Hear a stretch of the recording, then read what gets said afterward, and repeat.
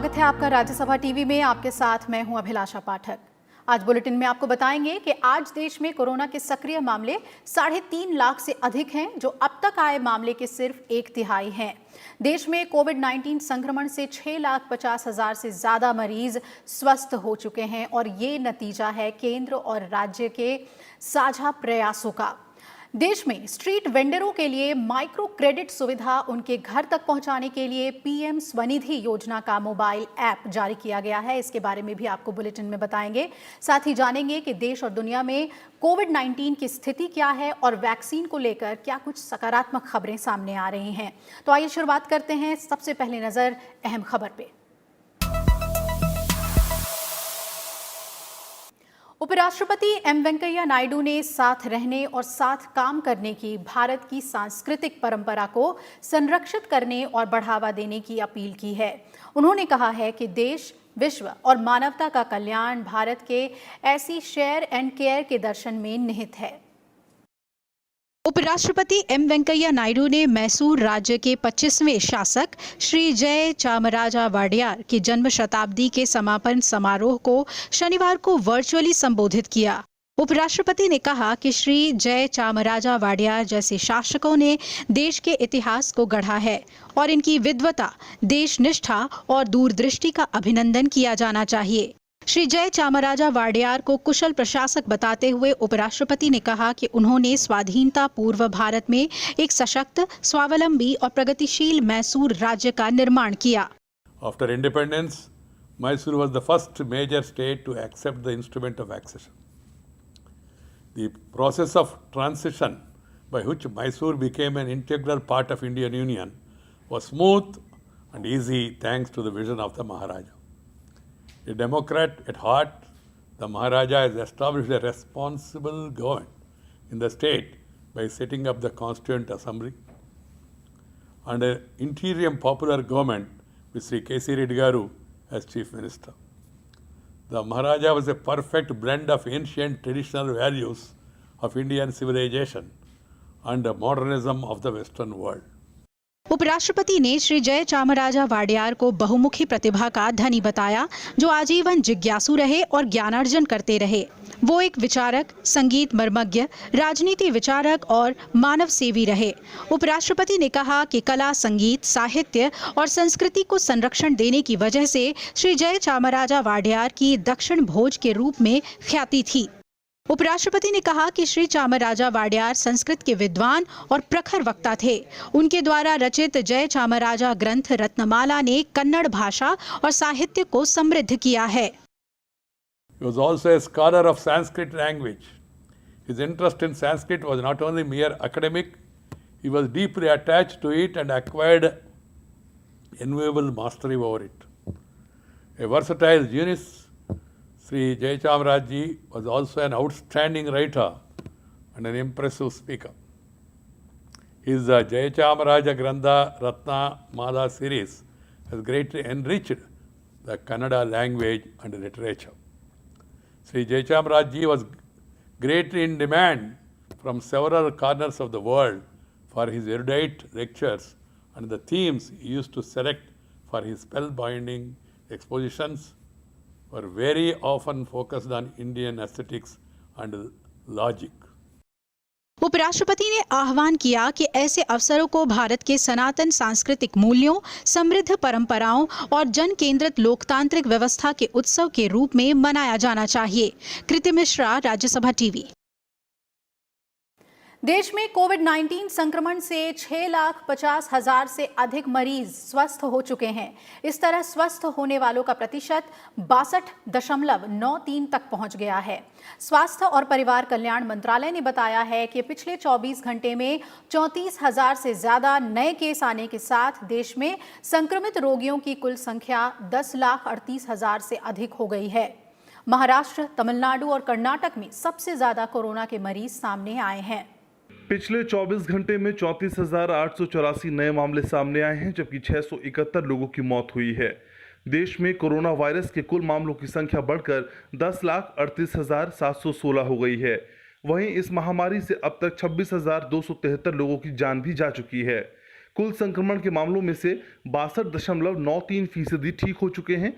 आंकड़ों के अनुसार देश में अभी तक कोविड-19 के 6,53,750 मरीज ठीक हो चुके हैं। पिछले 24 घंटों में करीब 17,000 लोग ठीक हुए हैं। वहीं 3,58,692 एक्टिव मामले हैं। उन शहरों की बात करें जहां पिछले एक दिन में कोरोना के सबसे ज्यादा मामले सामने आए हैं, उनमें महाराष्ट्र का पुणे, ठाणे और मुंबई शामिल है। पुणे में 2,300 से ज्यादा मामले दर्ज किए गए। बेंगलुरु में 24 घंटे में 2,200 से ज्यादा कोरोना के मामले सामने आए हैं। ठाणे में 1,874 मामले सामने आए। दिल्ली में 1,462 कोविड-19 के केस पहचान में आए हैं। चेन्नई और मुंबई में 1200 से ज्यादा नए केस सामने आए हैं। Bureau report, Rajya Sabha TV. अब बात करते हैं देश में कोरोना महामारी से सबसे ज्यादा पीड़ित राज्यों की। इसके अलावा केंद्र की टीम के बिहार दौरे के बारे में भी आपको बताएंगे। साथ ही देखेंगे कि कौन से राज्यों ने कोरोना को काबू में करने के लिए लॉकडाउन लगाया है। पेश है ये रिपोर्ट।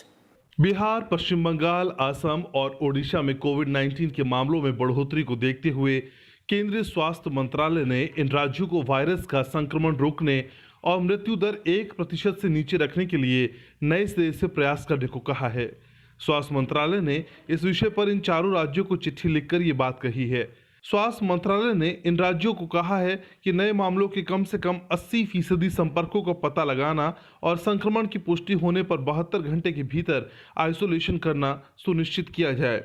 कोविड-19 के प्रसार को रोकने के लिए देश के कई राज्यों में लॉकडाउन लगाने का फैसला किया है। केरल के तटीय इलाकों में कुछ जगहों पर कोरोना संक्रमण तेजी से फैल रहा है, जिसके बाद केरल ने तटीय क्षेत्रों में शनिवार से पूर्ण लॉकडाउन करने की घोषणा की है। राज्य में कोरोना के मामलों की बढ़ती रफ्तार देखकर बैंकों को हर शनिवार को बंद रखने का फैसला किया गया है। झारखंड सरकार ने किसी भी राज्य से झारखंड में प्रवेश करने वाले लोगों को 14 दिन के अनिवार्य क्वारंटाइन में रहने की बात कही है। वहीं कोविड-19 के मामले तेजी से बढ़ने के मद्देनजर राजधानी दिल्ली समेत 6 शहरों से कोलकाता के लिए यात्री उड़ानों पर प्रतिबंध 31 जुलाई तक के लिए बढ़ा दिया गया है। असम सरकार ने गुवाहाटी में 19 जुलाई तक लॉकडाउन किया हुआ है। इसके अलावा उत्तर प्रदेश ने सप्ताह के आखिरी दिनों यानी शनिवार और रविवार को पूर्ण लॉकडाउन रखने का ऐलान किया है। उत्तराखंड सरकार ने भी राजधानी देहरादून, हरिद्वार, उधम सिंह नगर और नैनीताल में हर शनिवार और रविवार को लॉकडाउन लगाने का फैसला किया है। कोरोना महामारी से निपटने में केंद्र सरकार लगातार राज्यों की मदद कर रही है। इसी कड़ी में बिहार में कोविड-19 के बढ़ते मामलों को देखते हुए केंद्र से विशेषज्ञों का दल रविवार से बिहार का दौरा करेगा। केंद्रीय स्वास्थ्य मंत्रालय के संयुक्त सचिव लव अग्रवाल की अगुवाई में 3 सदस्यीय दल राज्य में हालात की समीक्षा और राज्य में कोविड-19 के प्रकोप के प्रबंधन में समन्वय का काम करेगा। अब बात करते हैं देश के उन राज्यों की जहां सबसे ज्यादा मामले सामने आ रहे हैं। पिछले 24 घंटे में महाराष्ट्र, तमिलनाडु, कर्नाटक में सबसे ज्यादा केस दर्ज हुए हैं।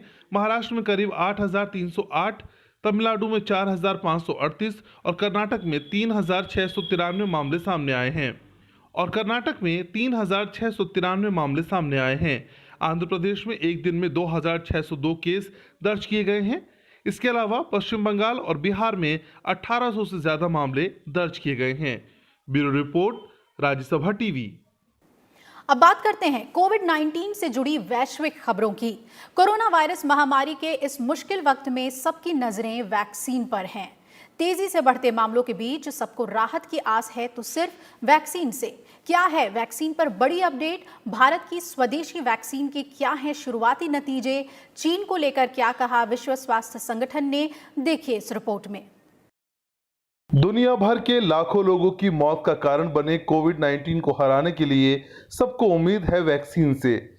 इस महामारी के खात्मे के लिए वैक्सीन की खोज जारी है। कई वैक्सीन कैंडिडेट्स का ट्रायल तेजी से आगे भी बढ़ रहा है। वैक्सीन को लेकर भारत की तरफ भी दुनिया की नजरें हैं। ICMR भारत बायोटेक की देसी कोरोना वैक्सीन कोवैक्सीन का पहले और दूसरे चरण का ट्रायल शुरू हो गया है। शुरुआती डोज दिए जाने के बाद वॉलेंटियर्स में किसी तरह के साइड इफेक्ट्स देखने को नहीं मिले हैं। इसकी जानकारी खुद केंद्रीय स्वास्थ्य मंत्री हर्षवर्धन ने ट्वीट करके दी है। ऑक्सफोर्ड यूनिवर्सिटी के अलावा लंदन के इंपीरियल कॉलेज की वैक्सीन भी इंसानों पर ट्रायल के दूसरे दौर में पहुंच गई है। वैज्ञानिकों का दावा है कि पहले चरण में वैक्सीन ने अच्छा प्रभाव दिखाया है। विश्व स्वास्थ्य संगठन के आपातकालीन मामलों के प्रमुख डॉक्टर माइकल रेयान ने कहा है कि जानवरों में कोरोना वायरस की पैदा होने की जांच के लिए इस महीने चीन में बड़ी नहीं भेजी जाएगी। पिछले सप्ताह विश्व स्वास्थ्य संगठन के 2 अधिकारी कोविड-19 की उत्पत्ति का पता लगाने वाली टीम के हिस्से के तौर पर बीजिंग गए थे। We're working towards all of those goals. Our advanced team continues to engage with various scientific and health groups and science and technology groups in China, and we're also reaching out now to experts around the world, trying to build and advance a team that can be proposed to go and carry out a later mission to implement research studies and with colleagues in China. अब बात करते हैं उन देशों की जो कोविड-19 से सबसे ज्यादा प्रभावित हैं। विश्व में जहां कोरोना संक्रमितों का आंकड़ा 1 करोड़ 41 लाख को पार कर गया है, वहीं मृतकों की संख्या भी 6 लाख से ज्यादा हो गई है। अमेरिका और ब्राजील सबसे ज्यादा प्रभावित हैं। अमेरिका में जहां एक दिन में 77,000 संक्रमित पाए गए, वहीं इस दौरान 969 लोगों की मौत भी हुई। अमेरिका में अब तक 36,47,000 संक्रमण के केस सामने आ चुके हैं, जबकि 1,39,000 से ज्यादा लोगों की मौत हो चुकी है। ब्राजील में हर दिन 1,000 से ज्यादा की मौत हो रही है। ब्राजील में 20,46,000 से ज्यादा मामले सामने आए हैं, जबकि 77,000 से ज्यादा की मौत हो चुकी है। Bureau report, Rajya Sabha TV. Bharat ने कोविड-19 के खिलाफ वैश्विक लड़ाई में अपनी प्रतिबद्धता जाहिर की है। संयुक्त राष्ट्र आर्थिक और सामाजिक परिषद के उच्च स्तरीय सत्र को वीडियो कॉन्फ्रेंसिंग के जरिए कल संबोधन में प्रधानमंत्री नरेंद्र मोदी ने कहा कि एक तरफ भारत जहां खुद कोरोना के खिलाफ मजबूती से लड़ाई लड़ रहा है, वहीं इस लड़ाई में दूसरे देशों की भी मदद कर रहा है। प्रधानमंत्री ने कहा कि निचले स्तर पर उपलब्ध स्वास्थ्य सुविधाओं के कारण भारत में कोरोना से मुक्त होने की दर काफी अच्छी है। उन्होंने कहा कि भारत ने कोरोना महामारी के खिलाफ लड़ाई को सरकार और समाज के एकजुट प्रयासों से एक जन आंदोलन बनाने की कोशिश की है। In our joint fight against COVID, we have extended medical and other assistance to over 150 countries. We also helped create a SARC COVID emergency fund in our neighborhood. Excellencies, the COVID-19 pandemic has severely tested the resilience of all nations. In India, we have tried to make the fight against the pandemic a people's movement by combining the efforts of government and civil society. We have given the highest priority to reach benefits to poor households. Bharat America रणनीतिक ऊर्जा भागीदारी मंत्री स्तरीय बैठक के बाद दोनों देशों ने रणनीतिक पेट्रोलियम भंडारण पर सहयोग को लेकर सहमति पत्र पर हस्ताक्षर किए। पेट्रोलियम मंत्री धर्मेंद्र प्रधान ने अमेरिका के ऊर्जा मंत्री डैन ब्राइलेट के साथ वीडियो कॉन्फ्रेंसिंग के जरिए बातचीत की। इस दौरान दोनों देश ऊर्जा क्षेत्र में सहयोग बढ़ाने पर सहमत हुए हैं। भारत किसी प्रकार की आपूर्ति बाधा या कीमत वृद्धि की स्थिति से निपटने के लिए अपना कच्चा तेल अमेरिका के रणनीतिक पेट्रोलियम भंडारों में रखने को लेकर बातचीत कर रहा है और ये बातचीत काफी आगे बढ़ चुकी है। पेट्रोलियम मंत्री धर्मेंद्र प्रधान ने अमेरिका के ऊर्जा मंत्री के साथ वीडियो कॉन्फ्रेंसिंग के जरिए भारत अमेरिका रणनीतिक ऊर्जा भागीदारी मंत्री स्तरीय बैठक की सह अध्यक्षता के बाद ये बातें कही। उन्होंने कहा, रणनीतिक ऊर्जा भागीदारी के जरिए अमेरिका और भारत का मकसद सामूहिक रूप से ऊर्जा सुरक्षा, ऊर्जा का विस्तार और विभिन्न ऊर्जा क्षेत्रों में नव प्रवर्तन व्यवस्था, रणनीतिक गठजोड़ को सुदृढ़ करना और ऊर्जा के क्षेत्र में उद्योग और संबंधित पक्षों की भागीदारी को सुगम बनाना है। We have agreed to collaborate in new areas including bioenergy, renewable energy in agriculture, SMEs, high efficiency coal technologies with low to zero emissions through CCUS. We also agreed to include women in energy as a cross-cutting theme across the 4 pillars of the SCP. Dharmendra Pradhan ने कहा कि द्विपक्षीय hydrocarbon व्यापार अकेले 2019-20 में $9.2 अरब पहुंच गया है। ये द्विपक्षीय व्यापार का 10% है। हम दोनों देशों के बीच व्यापार घाटा में उल्लेखनीय कमी देख रहे हैं। उन्होंने कहा कि अमेरिका भारत गैस कार्यबल का गठन किया गया है। We have also seen significant reduction in the trade deficit between the two countries. In fact, India is now the fourth largest export destination for US crude and fifth largest of the US LNG. The trend is expected to continue with Indian companies entering into more long-term contracts going forward from this year. इस मौके पर अमेरिकी ऊर्जा मंत्री Dan ब्रोइलेट ने कहा कि हम रणनीतिक पेट्रोलियम भंडार के क्षेत्र में भी सहयोग शुरू कर रहे हैं। ये ऊर्जा सुरक्षा के लिए महत्वपूर्ण है। साथ ही हम नवीकरणीय ऊर्जा, परमाणु ऊर्जा, इमारतों, उपकरणों और औद्योगिक क्षेत्रों में ऊर्जा दक्षता के क्षेत्र में सहयोग कर रहे हैं।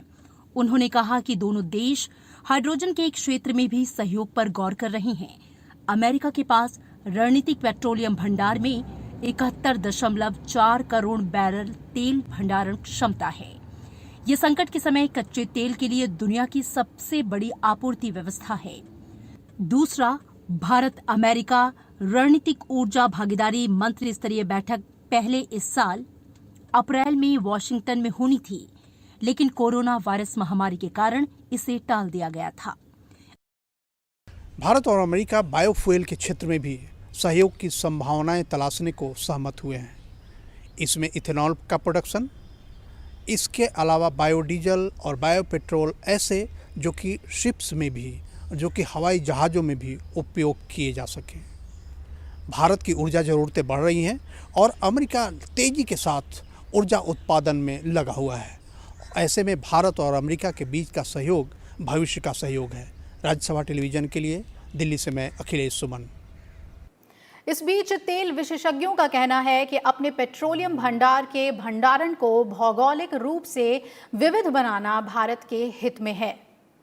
ऊर्जा विशेषज्ञ नरेंद्र तनेजा ने कहा है कि भारत अपना कच्चा तेल अमेरिका के रणनीतिक पेट्रोलियम भंडारों में रखता है तो किसी प्रकार की आपूर्ति बाधा या कीमत वृद्धि की स्थिति से निपटने के लिए भारत को मदद मिलेगी। उन्होंने ये भी कहा कि जब अंतर्राष्ट्रीय तेल की कीमतों में गिरावट आएगी तो भारत बड़ी मात्रा में कच्चे तेल की खरीद कर सकता है और अमेरिका के रणनीतिक पेट्रोलियम भंडारों में अतिरिक्त भंडारण भी कर सकता है। संकट के समय कच्चे तेल के लिए अमेरिका के पास भंडारण के जरिए दुनिया की सबसे बड़ी आपूर्ति व्यवस्था है।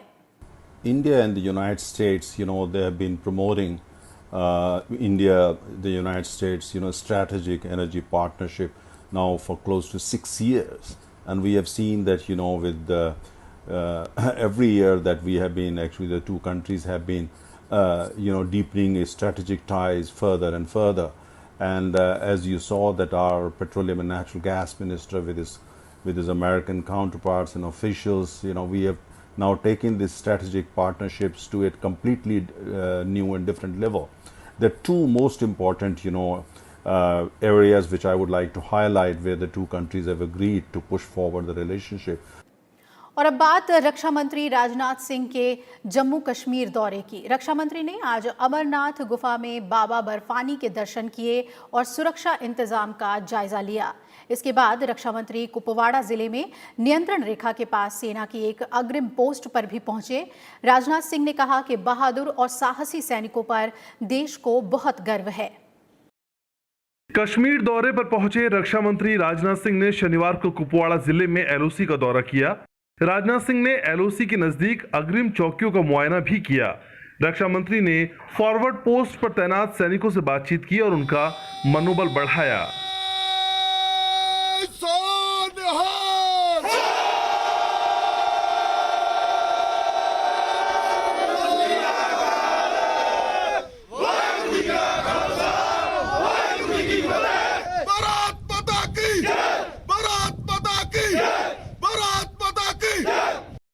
इससे पहले रक्षा मंत्री राजनाथ सिंह अमरनाथ गुफा पहुंचे और बाबा बर्फानी के दर्शन किए। इस दौरान उन्होंने विशेष पूजा अर्चना की।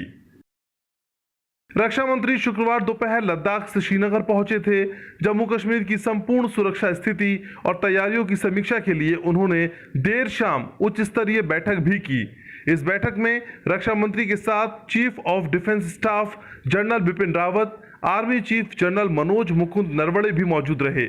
साथ ही जम्मू कश्मीर के उपराज्यपाल गिरीश चंद्र मुर्मू, चिनार कोर के core commander lieutenant general BS Raju और पुलिस महानिदेशक भी इस उच्च स्तरीय बैठक में मौजूद थे। जम्मू कश्मीर में शांति और सुरक्षा सुनिश्चित करने, क्षेत्र में सामान्य स्थिति लाने, सुरक्षा बलों और सरकारी एजेंसियों के बीच तालमेल और समन्वय बनाने के लिए रक्षा मंत्री ने सभी पक्षों की सराहना की। 2 दिवसीय दौरे के पहले दिन रक्षा मंत्री ने लद्दाख पहुंचकर सीमावर्ती इलाकों का दौरा किया और लुकुंग चौकी पर जाकर भारतीय सेना के जाबाज जवानों और अधिकारियों से मुलाकात की। सीमा पर तैनात सैनिकों की हौसला अफजाई के साथ साथ पाकिस्तान और चीन को कड़ा संदेश देने के लिए रक्षा मंत्री के मिशन बॉर्डर का आयोजन किया गया। Bureau report, Rajya Sabha TV. Rajasthan के सियासी प्रकरण में फोन टैपिंग का मसला उछल गया है। कांग्रेस का आरोप है कि इस टेप में गहलोत सरकार को गिराने को लेकर बातचीत की गई है, तो वहीं इन आरोपों को खारिज करते हुए बीजेपी ने इस पूरे राजनीतिक घटनाक्रम को झूठा करार दिया है। बीजेपी ने गहलोत सरकार से सवाल किया है कि अगर फोन टैपिंग हुई है तो ये संवेदनशील मुद्दा है और क्या इससे पहले फोन टैपिंग के लिए मानक प्रक्रियाएं अपनाई गई थी। बीजेपी ने इस मामले में सीबीआई जांच की मांग की है। इस पूरे प्रकरण का सीबीआई द्वारा जांच की मांग करती है। क्या एसओपी फॉलो हुआ, फोन टेपिंग इत्यादि किया गया, क्या संविधान को ताक पे रखा गया, क्या एक इमरजेंसी की सिचुएशन आज राजस्थान में है, क्या सभी राजनीतिक पार्टी के सभी लोगों के साथ इस प्रकार का व्यवहार किया जा रहा है। इसको लेकर सीबीआई द्वारा तत्कालीन जांच हो, यह भाजपा आज डिमांड करती है। केंद्रीय मंत्री निर्मला सीतारमण वित्त मंत्रियों की G20 देशों की बैठक में शामिल हुई। वर्चुअली आयोजित हुई इस बैठक में कोविड-19 के कारण पैदा हुई वैश्विक आर्थिक समस्या पर विस्तार से चर्चा हुई। बैठक में वित्त मंत्री ने कहा कि भारत कोविड-19 महामारी की लड़ाई में सामूहिक रूप से लड़ने में यकीन रखता है। उन्होंने भारत सरकार के राहत पैकेज के बारे में भी इस बैठक में जानकारी दी। देश भर के स्ट्रीट वेंडरों के लिए माइक्रो क्रेडिट सुविधा उनके घर तक पहुंचाने के लिए पीएम स्वनिधि योजना का मोबाइल ऐप जारी किया गया है। पीएम स्वनिधि मोबाइल ऐप का मकसद इस योजना के अंतर्गत स्ट्रीट वेंडरों के ऋण आवेदनों की सोर्सिंग और प्रोसेसिंग के लिए ऋण प्रदाता संस्थानों और उनके फील्ड कार्यकर्ताओं को यूजर फ्रेंडली डिजिटल इंटरफेस उपलब्ध कराना है। देश भर में स्ट्रीट वेंडरों के लिए माइक्रो क्रेडिट सुविधा उनके घर तक पहुंचाने के लिए पीएम स्वनिधि योजना का मोबाइल ऐप जारी किया गया है। पीएम स्वनिधि मोबाइल ऐप का मकसद इस योजना के अंतर्गत स्ट्रीट वेंडरों के ऋण आवेदनों की सोर्सिंग और प्रोसेसिंग के लिए ऋण प्रदाता संस्थानों और उनके फील्ड कार्यकर्ताओं को यूजर फ्रेंडली डिजिटल इंटरफेस उपलब्ध कराना है।